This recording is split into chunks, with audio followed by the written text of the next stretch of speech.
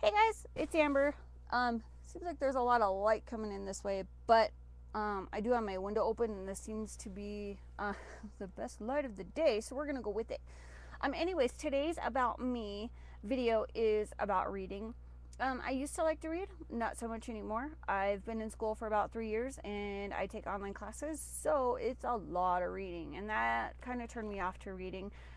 Not saying that college is a bad thing. I'm not saying that online courses are a bad thing. I'm saying that you know how they say that kids should only be in timeout for however their age is. Like my 4-year-old gets 4 minutes of timeout. My 8-year-old will get 8 minutes of timeout.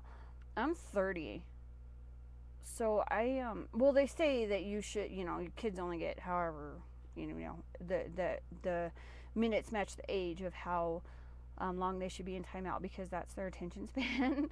So I'm 30, and I think it's still true for adults because I can sit and I can focus for about 30 minutes. But when you have like 8 chapters to do, it's not so great. Anyways, I don't like reading, but the one book that I do like to read, and I can read it over and over and over again, and I highly recommend it. It's more of like an adult, a teenager book. It's A Child Called It, and it's by Dave Pelzer. He has 7 books total. I recommend reading all of them because they're really, really good. But of the 7 books, I like this one the most. I was given this book to read when I was 17 years old because my life was so horrible. No. What this little kid goes through is just amazing and pulls through it, and just, it's an amazing book. So if you have some of those teenagers who are like, my life is so horrible, have them read this book. It'll totally change their mind, and they'll have a new appreciation, I think, for their lives. So even one time my 8-year-old was like, my life is so horrible, and I had him read this book, and he realized that because you don't get Jello for dessert, your life is not going to be over. So anyways, it's a really good book. Go out and get it. I believe in Wyoming we have Hastings. I'm not sure everybody has Hastings, but you can also get it on Amazon, or you can Google it, and you'll be able to get this book. I don't see a price on this one, so I'm not sure. Oh, $10, $9.95. I don't know if you see right there. I spent $9.95. Really good, really worth it. So anyways, another thing that I like to do is cook. I've always loved to cook. I love filling people's bellies with good food. So sorry. Another bonus about me is I love garlic. Always have, always will. It comes out of my pores. I love garlic. So I have this Garlic Lovers Cookbook. I love it. It's a really good book. Somebody had given it to me to borrow, and then they ended up moving away, so I ended up getting to keep it.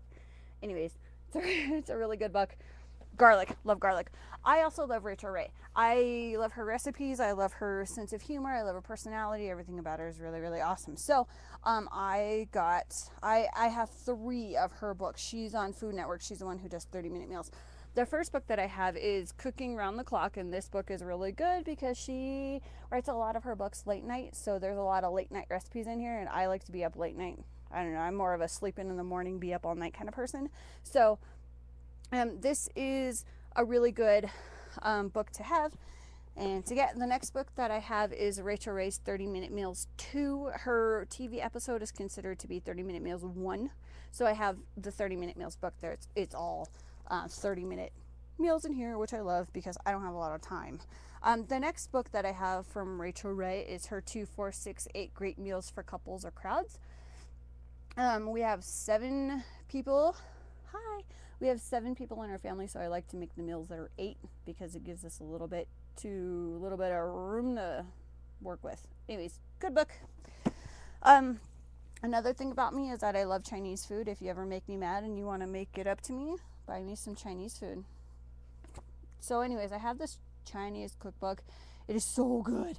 I've probably made almost every single meal in this book. I love Chinese food. Can never go wrong with Chinese food. Another cookbook that I have that I like is the Campbell's Cooking Companion. Shout out to my mother and father-in-law for getting this for me for Christmas last year. Anything you can imagine that you would use Campbell's soup for is in this book. I'm looking at the back here, and I want to show you guys this. That's pretty cool.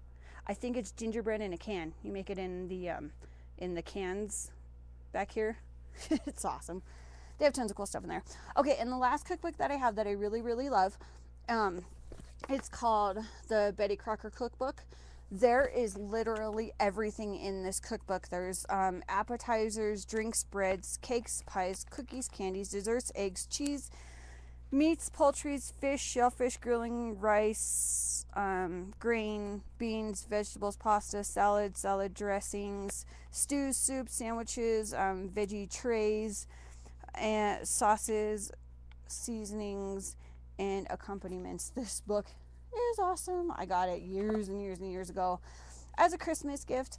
And I use it all the time. That's another one of those books that I've probably made every single recipe in the book. So anyways, guys, get out there. And I, like I said, I highly recommend this book. You should buy it. It'll be one that you leave on your side table next to your bed for some good reads. And it may even be one that you can pass on to other people. And also go out there and get some cookbooks, get in the kitchen. If you have kiddos, get your kiddos in the kitchen, and just have fun. Enjoy it, because cooking is a great skill for the kiddos to have and to learn, and you'll have fun doing it. So I hope everybody has a great day, and we will see you